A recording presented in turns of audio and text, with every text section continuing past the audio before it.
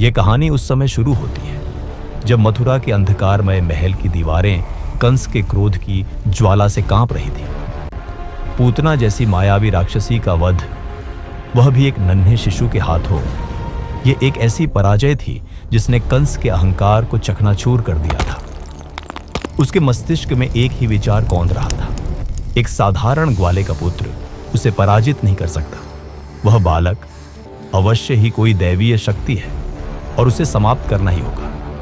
इस बार कंस को एक ऐसे अस्त्र की आवश्यकता थी जो छल और धोखे में माहिर हो, एक ऐसा विनाशक जो किसी को शक होने का अवसर भी न दे। तब उसके दुष्ट मस्तिष्क में एक नाम उभरा, शकटासुर। शकटासुर कोई साधारण राक्षस नहीं था, वह एक श्रापित आत्मा थी जो वर्षों से एक निर्जीव गाड़ी के रूप में कैद थी। लेकिन यही श्राप उसकी सबसे बड़ी ताकत। वह एक साधारण निर्जीव वस्तु बनकर कहीं भी पहुंच सकता था, किसी की भी आंखों में धूल झोंक सकता था। कंस ने अपनी आसुरी शक्तियों का आह्वान करते हुए उस गाड़ी में कैद आत्मा को आदेश दिया, जाओ शकटासुर, एक साधारण वस्तु बनकर गोकुल में प्रवेश करो और उस बालक की जीवन लीला समाप्त कर दो।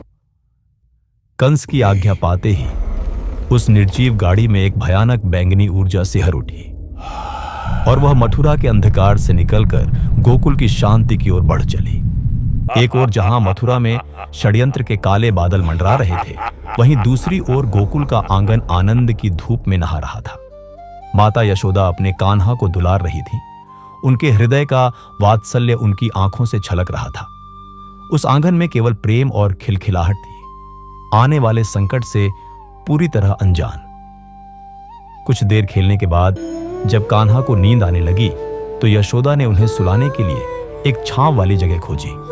उनकी नजर आंगन में खड़ी उसी पुरानी बैलगाड़ी पर पड़ी जो न जाने कब और कैसे वहां आ गई थी। उसे एक साधारण गाड़ी समझकर यशोदा ने अपने लल्ला का पालना उसकी शीतल छांव में रख दिया। वह नहीं जानती थी कि उन्होंने अपने ही हाथों से अपने लाल को मृत्यु के साए में रख दिया था। जैसे ही यशोदा वहां से हटी, गाड़ी के भीतर सोई हुई आसुरी चेतना जाग उठी। हवा में एक अनकही शीतलता घुल गई और आंगन की शांति में एक अशुभ सन्नाटा पसर गया। शकटासुर ने अपने शिकार को इतने करीब पाकर अपनी शक्ति को सक्रिय करना शुरू कर दिया। गाड़ी का एक पहिया बिना किसी सहारे के 1 इंच आगे खिसका। लकड़ी चरमराने की एक धीमी अशुभ ध्वनि ने उस सन्नाटे को तोड़ा।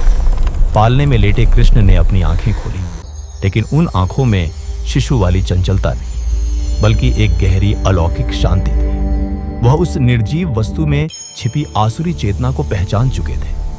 वह शांत भाव से उस विनाश को अपनी ओर बढ़ते देख रहे थे, जैसे वह आने वाले तूफान का स्वागत करने के लिए तैयार हो। और फिर वह क्षण आया, जैसे ही यशोदा घर के भीतर गई। शकटासुर को अपना मौका मिल गया। उसने अपनी पूरी शक्ति का आह्वान किया।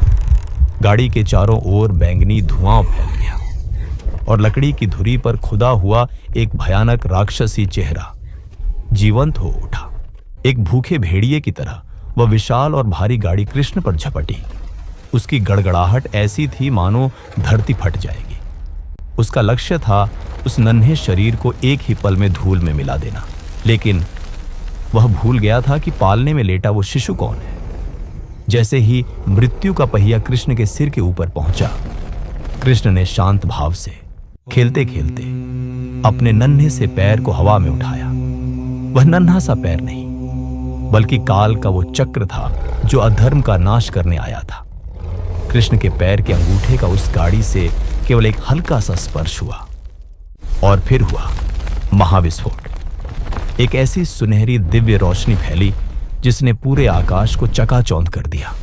वह भारी भरकम गाड़ी कांच की तरह टूटकर बिखर गई। लकड़ी के टुकड़े बुरादे में बदल गए। उस विस्फोट के बीच शकटासुर की चीखती हुई राक्षसी आत्मा बाहर निकली, लेकिन कृष्ण के तेज के सामने वह एक पल भी टिक न सकी और हमेशा के लिए भस्म हो गई। जब दिव्य प्रकाश शांत हुआ और धूल बैठी, तो गोकुल वासियों ने जो देखा उस पर उन्हें अपनी आंखों पर विश्वास नहीं हुआ। विशाल गाड़ी का कोई नामो निशान नहीं था और उस विनाश के केंद्र में पालने में लेटा उनका कान्हा सुरक्षित था और ऐसे खिलखिलाकर हंस रहा था जैसे उसने अभी अभी कोई मनपसंद खेल खेला हो। यह कंस के अहंकार पर दूसरा और अधिक शक्तिशाली प्रहार था। यह एक संदेश था कि जब विनाश एक निर्जीव वस्तु का रूप लेकर आएगा तो चमत्कार एक शिशु के रूप में उसका अंत करने के लिए सदैव प्रस्तुत रहेगा। यह गोकुल के लिए एक और उत्सव का दिन था, लेकिन मथुरा के लिए यह एक और अशुभ संकेत था कि उसका काल अब दूर नहीं। सनातन धर्म की यह पौराणिक कथाएं केवल कहानियां नहीं बल्कि जीवन का सार है। हमारा यही प्रयास है कि हम इन अद्भुत और ज्ञानवर्धक कथाओं को इसी तरह आप तक पहुंचाते रहें। हमारे इस छोटे से प्रयास को आपके समर्थन की आवश्यकता है। अगर आप चाहते हैं कि यह यात्रा चलती रहे तो कृपया चैनल को सब्सक्राइब करके हमारा मनोबल बढ़ाएं और इस वीडियो को अपने मित्रों और परिवार के साथ साझा करें ताकि हमारी संस्कृति की यह धरोहर अधिक से अधिक लोगों तक पहुंच सके। आपके सहयोग के लिए हृदय से धन्यवाद। जय श्री कृष्ण।